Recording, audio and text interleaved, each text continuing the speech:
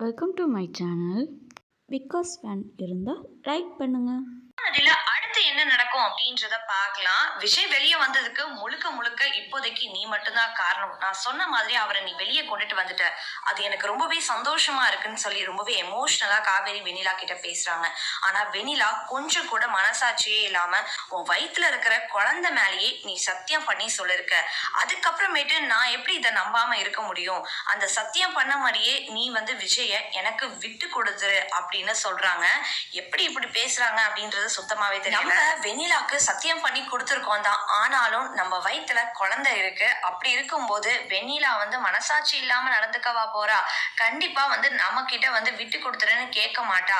நீங்க 2 பேரும் சந்தோஷமா வாழுங்க அப்படின்னு தான் சொல்லுவா. அந்த மாதிரி ஒரு எதிர்பார்ப்போட தான் காவேரி இருந்தாங்க.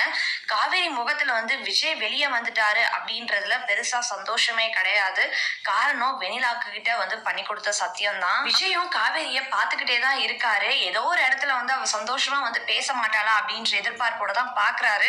ஆனா தள்ளியே இருக்காங்க. எங்க விஜய் கிட்ட போனா இந்த உண்மையை சொன்னா அவர் திட்டுவாரோ அப்படின்ற பயம் காவேரிக்குள்ளேயும் இருக்கு. ஆனா விஜய் வெளியே வரணும், அது மட்டும் தான் காவேரியோடைய முழு நோக்கமா இருந்துச்சு. அதுக்காக என்ன வேணாலும் நம்ம செய்யலாம் அப்படின்ற முடிவுல தான் இருந்தாங்க. அதுக்காக தான் இவ்வளவு பெரிய ரிஸ்க் எடுத்து வெண்ணிலா கிட்ட இப்படி ஒரு சத்தியத்தையும் பண்ணி கொடுத்தாங்க. விஜய்க்காக எந்த எல்லைக்கு வேணா போலாம் அப்படின்னு சொல்லி காவேரி முடிவு பண்ணி இருக்கிற போது இந்த புனிதமான காதல் பிரியுமா? கண்டிப்பா பிரியவே பிரியாது. என்னதான் காவேரி வெண்ணிலாக்கு சத்தியம் பண்ணி கொடுத்தாலும் அதுக்கு வெண்ணிலாவும் ரொம்பவே ஸ்ட்ராங்கா இருந்தாலும் பாத்தீங்கன்னா கண்டிப்பா இந்த காதல் பிரிய போறதுல. அதுக்கு ஒரு பெரிய உதாரணம் பாத்தீங்கன்னா வெண்ணிலாவுடைய சாப்டர் க்ளோஸ் ஆக போகுது.